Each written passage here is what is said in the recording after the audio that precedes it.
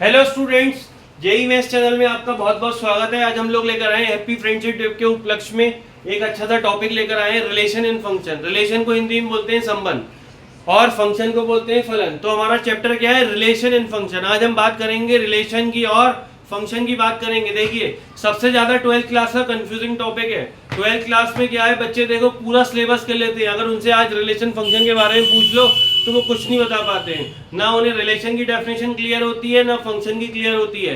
ये आप खुद से भी पूछिएगा कि what is the definition of relation और फंक्शन। बुक से रट लेते हैं केवल खाली कि रिलेशन में जो स्टेटमेंट दे रखा है, बट एक्चुअल में उन्हें कुछ नहीं पता चलता है कि रिलेशन होता क्या है एक्चुअल में, फंक्शन क्या होता है, मैथमेटिक्स में कहाँ कहाँ अप्लाई होता है। क्योंकि सबसे ज्यादा इंपॉर्टेंट होता है, अगर हम रिलेशन के बारे में बात कर रहे हैं तो हमें रिलेशन देखना चाहिए कि जो हम मैथमेटिक्स में पढ़ रहे हैं वो हमारे रियल वर्ल्ड में कहाँ कहाँ अप्लाई हो रहा है। ये नहीं कि हमने डेफिनेशन केवल रट ली और आंसर निकाल लिया। आपको क्या है, डेप्थ नॉलेज होनी चाहिए चैप्टर की। क्या है रिलेशन का मतलब क्या होता है, पहले ये पता होना चाहिए, तभी तो हम रिलेशन पढ़ पाएंगे। बच्चों से क्वेश्चन पूछो कि व्हाट इज रिलेशन। मैं कई स्कूल्स में पढ़ा चुका हूँ, आईआईटी की कोचिंग भी पढ़ा चुका हूँ। कितने साल हो गए, 17 ईयर से टीचिंग कर रहा हूँ मैं। 70 आईआईटीएंस मैंने निकाल दिए हैं अभी तक। और आप देखो इसमें क्या होता है, रिलेशन फंक्शन जिस बच्चे से पूछते हैं वो फंस जाता है। जब भी उससे पूछो तो कोई भी परफेक्ट आंसर नहीं देता है। बहुत ही सिलेक्टेड स्टूडेंट्स हैं जिनको रिलेशन फंक्शन के बारे में बहुत डिटेल नॉलेज होती है, वरना मोस्टली क्या होते हैं, बस ऊपर ऊपर से पढ़ लिया हमने, एनसीईआरटी पढ़ ली, आर डी शर्मा पढ़ लिया, मगर एक्चुअल में उनसे डेफिनेशन पूछा जाए कुछ नहीं बता पाते हैं। ठीक है, हम अपने टॉपिक पे आते हैं बिना टाइम वेस्ट करें, और आप लोगों को हैप्पी फ्रेंडशिप डे। जो वीडियो देख रहे हैं, एक बार हम रिलेशन फंक्शन के बारे में डिस्कस करते हैं। बहुत इंपॉर्टेंट टॉपिक है 12th वालों के लिए भी, 11th के वालों के लिए, और जो लोग जेई की तैयारी कर रहे हैं, सीयूईटी की तैयारी कर रहे हैं, उनके लिए भी काफी इंपॉर्टेंट है। क्योंकि रिलेशन फंक्शन एक तरीके से मैथमेटिक्स का एक तरीके का बेस है। 11 12 में पहला ही चैप्टर है आपका रिलेशन फंक्शन। अगर आप 12th क्लास में देखेंगे तो पहला ही चैप्टर हमारा क्या है, रिलेशन फंक्शन है। क्योंकि बच्चों को ना रिलेशन पता होता है ना फंक्शन पता होता है। क्योंकि जेई के सपने देखने लगते हैं, बच्चे सोचते हैं कि यार हमने 12th क्लास में जेई ऑनलाइन कोचिंग कर ली तो हम जेई क्लियर हो गया। जब तक आपके कॉन्सेप्ट बहुत अच्छे से क्लियर नहीं है तो आप जेई कभी क्लियर नहीं कर सकते हैं, क्योंकि आपका कॉन्सेप्ट ही बिल्डअप नहीं है। जेई के लिए अगर आपको कैलकुलस वाला पार्ट आपको नहीं आता है तो आप क्वेश्चनों में फंस जाएंगे। क्योंकि कैलकुलस का बेसिक ही चैप्टर है रिलेशन एंड फंक्शन।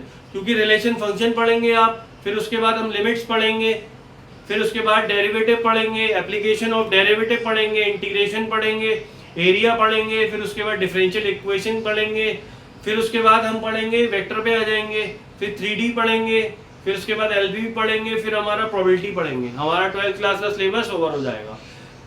मेन क्या है, अगर आपको रिलेशन फंक्शन के बारे में नहीं पता है तो हम कैसे करेंगे देखते हैं आगे। ठीक है, देखो मीनिंग ऑफ रिलेशन। रिलेशन का मतलब क्या होता है, कोई भी दो चीजें आपस में इंटरकनेक्टेड हो रही हैं।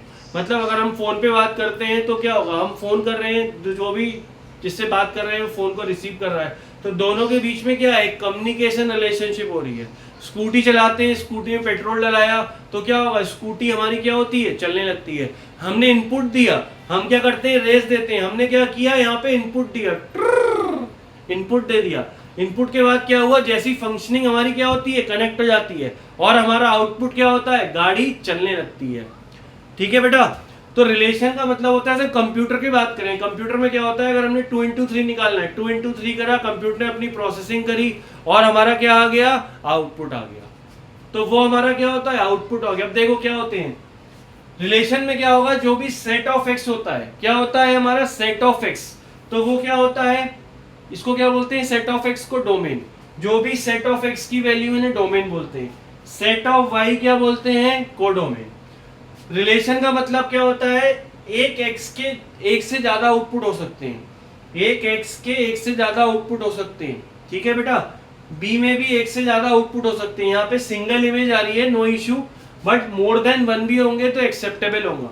तो यहाँ पे अगर हम देखेंगे ए का आउटपुट क्या है, 1 है। मैथमेटिकल अगर हम देखते हैं, इसके अंदर ए इनपुट कर रहे हैं तो आउटपुट क्या मिल रहा है, 1 मिल रहा है। बी का आउटपुट क्या मिल रहा है, 2। सी का क्या मिल रहा है, 3 मिल रहा है। डी का क्या मिल रहा है बेटा, 4 मिल रहा है। डी के दो आउटपुट है, 4 भी मिल रहा है और एक क्या मिल रहा है, 2 भी। तो ये हमारा रिलेशन होगा। इसमें क्या होगा, एक्स की इमेजेस क्या होंगी, वाई पे मोर देन 1 हो सकती हैं। और फॉर्मूला अगर हम देखें, total number of relation, formula होता है 2 की power m into n. m का मतलब होता है कि x के अंदर कितने एलिमेंट्स हैं। जैसे मान लो मैंने सपोज कर लिया x के अंदर 4 एलिमेंट है, सपोज कर लिया मैंने x के अंदर 4 एलिमेंट है तो हो जाएगा 2 × 4। y के अंदर सपोज कर लिया 3 एलिमेंट्स है तो हमारे पास क्या आ जाएगा 2 की पावर 12।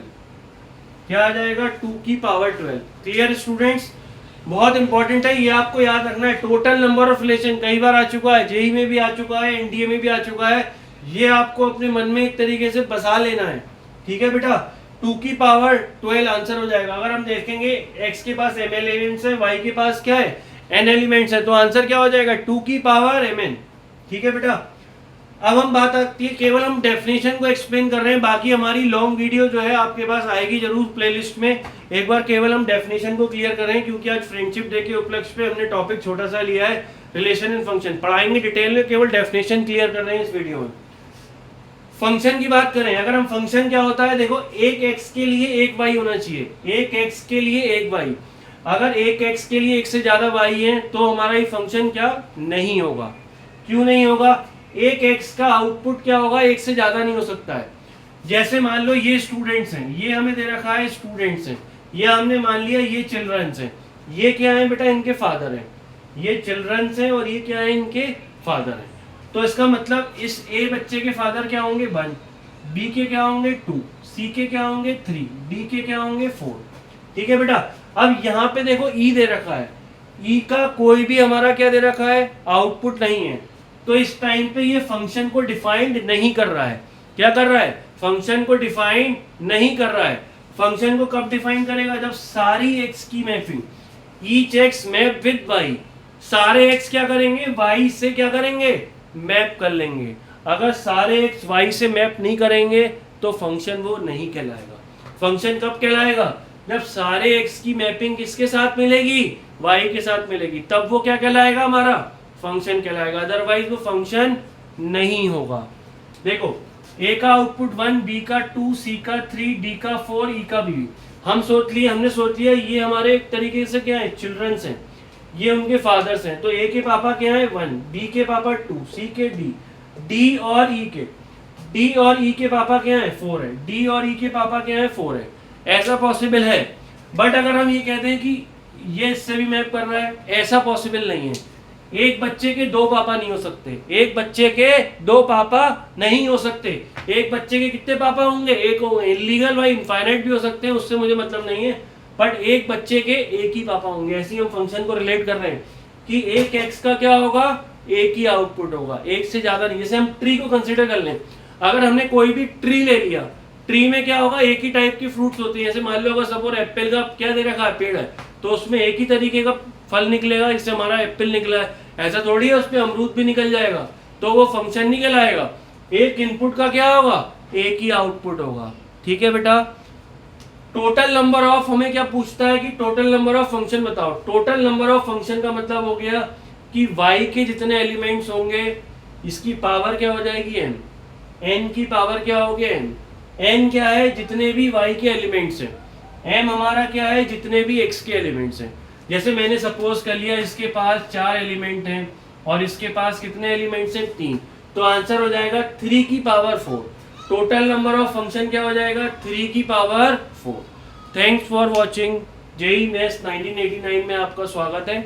एक चैनल को देखते रहिए, ज़्यादा से ज़्यादा सब्सक्राइब और शेयर करिए, आपके पास ऐसे ही वीडियो मिलते जाएंगे।